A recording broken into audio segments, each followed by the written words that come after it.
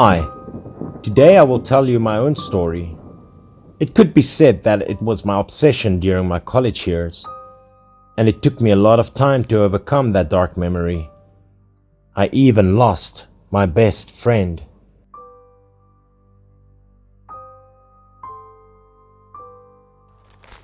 One day, students in my college were suddenly spreading rumors about a video posted on private groups of the college.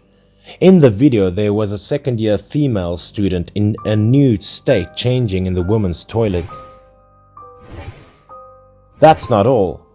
I saw below in the comment section that there were obscene, vulgar words and not very good comments about the girl's body.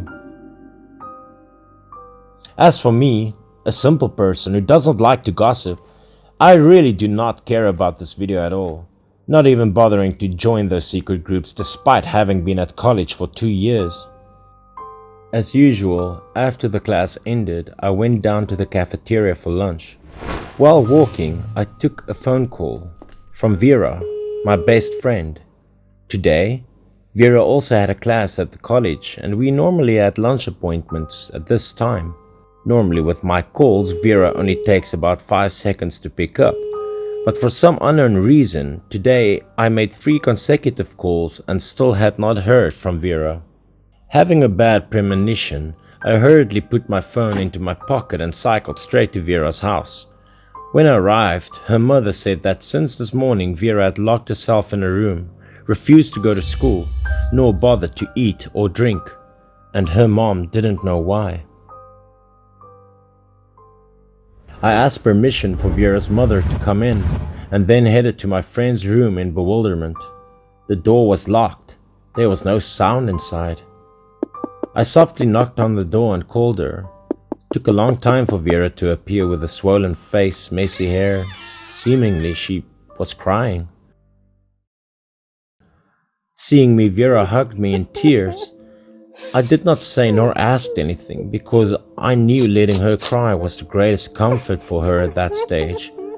After she calmed down, I asked my best friend about what happened. Vera wiped her tears away, sobbingly told me everything. It turned out that the victim in the toilet clip was Vera.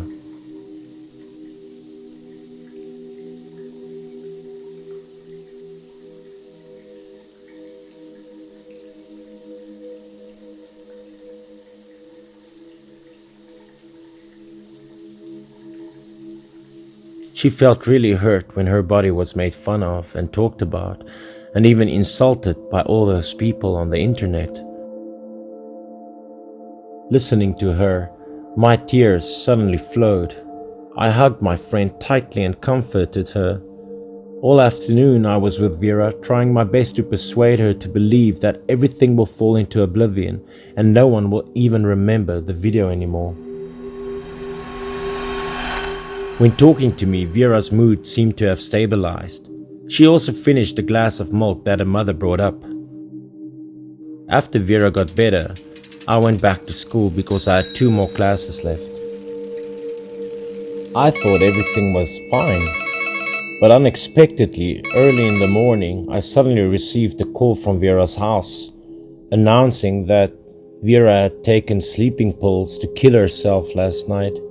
She was severely depressed because of the video and the obscene comments about herself, so she eventually sought death to free herself. Her passing was a huge shock to her mother and me. After the death of my best friend, it took me more than a month to overcome my pain and stabilize my mood. I informed the college about what that pervert was doing, filming people, including the consequences he caused, but it seemed that the college still had no action to resolve this incident. And then, that disgusting thing happened to me. One afternoon, we had swimming lessons. After the class ended, the whole class stayed in the school pool until late at night to have fun and practice some more.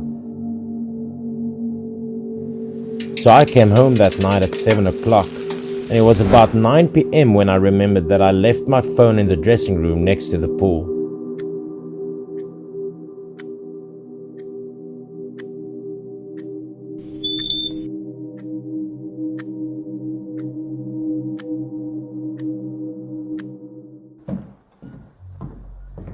After the security's consent, I rushed to the dressing room next to the pool.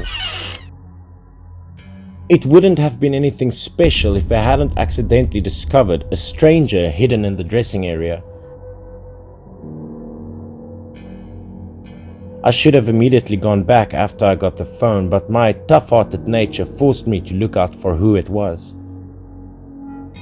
I gathered up my courage, carefully took each step silently, and tried not to make a sound.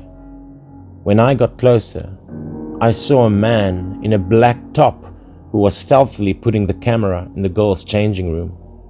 My whole body was trembling, but still trying to keep calm, my hand holding my mouth, trying not to scream. Then carefully I hid under the stairs to avoid being detected. I have never felt so nervous and worried like in this moment. My heart was beating so fast, I could not even breathe. Holding the phone while non-stop trembling, I picked up the phone to take a photo of the pervert, but I forgot to turn off the sound of the phone. A click sounded. The pervert immediately discovered my presence.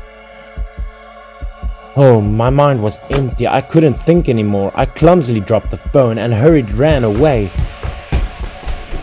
Behind me, the black hooded pervert was also frantically chasing me, not giving me a chance to escape. When my strength became exhausted, when my legs were about to collapse from running, I was lucky to see a nearby storage warehouse, and I rushed inside and closed the door.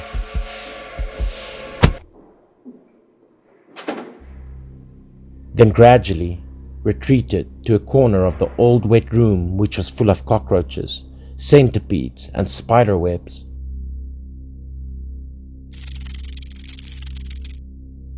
A dark space covered me, while outside was the sound of the door banging and cursing of the pervert. The fear had taken over my mind. All I could do was to sit still and pray. A moment later, all of a sudden everything became silent. I thought that the bad guy had left. But unexpectedly, a loud noise rang, interrupting my thoughts. The pervert was using an axe to shatter the door. Seeing the sharp iron axe, I could no longer calm down. I panicked and shouted. But my scream could not stop the door from being gradually destroyed. I knew at that moment I had to be really alert so that I was able to find a solution. The luck again came to me. After looking around the old room, I found a ventilated hatch cover. After that, I lifted my body, opened the hatch and climbed inside. Though I did not know this tunnel would lead to somewhere, but this was my only and last hope. Because the tunnel was small, I had to move with both my arms and legs. Use my best to crawl as quickly as possible in a dark and dusty hole. The fear and tightness made it impossible for me to breathe. But thinking about Vera, thinking about the people who were perverted by the bad guy, I gained the motivation to keep going forward. When I was able to move a bit, I heard from behind me something starting to make noises. It seemed that the pervert had found out and was chasing me through the hole. The closer the noise got, the fear in me grew bigger and bigger. Sweat drenched all over my shirt. My arms, my knees began to hurt, and there were some scratches and blood leaking out. Besides, my body gradually ran out of energy. I don't ever slow up, no I don't take shit. I got no love for the fakeness. If you wanna play tough and wanna hate this, I'll always show up. I don't ever slow up, no I don't take shit. I got no love for the fakeness. If you wanna play tough and wanna hate this, I'll always show up and make a statement. I don't ever slow up, no I don't take shit. I got no love for the fakeness. The moment all of my willpower faded away in the dark tunnel, a light suddenly flashed. I took a deep breath, used the last remaining energy, quickly crawled to where the light was coming from. Fortunately, the end of the tunnel was the outside hall of the college. To be honest, at that time my body had no energy, but I tried to stay awake, trying to get up with my will and rush to run for help. After a while, The security guard and 2 convenience store staff members next to him followed my instructions, and the pervert was also arrested. The funny thing was that he was too fat and stuck in the ventilation tunnel. Otherwise, I couldn't know what would happen to me.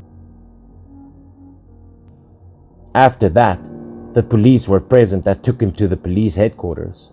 At the police station, the pervert had confessed all of his depraved behavior, and the evidence that could never be more true for his crimes was the camera in the dressing room. When checking his personal computer, it contained all the data about the ill-fated victims and videos that had claimed Vera's life. After that horrible night, it took a long time for me psychologically to return to normal.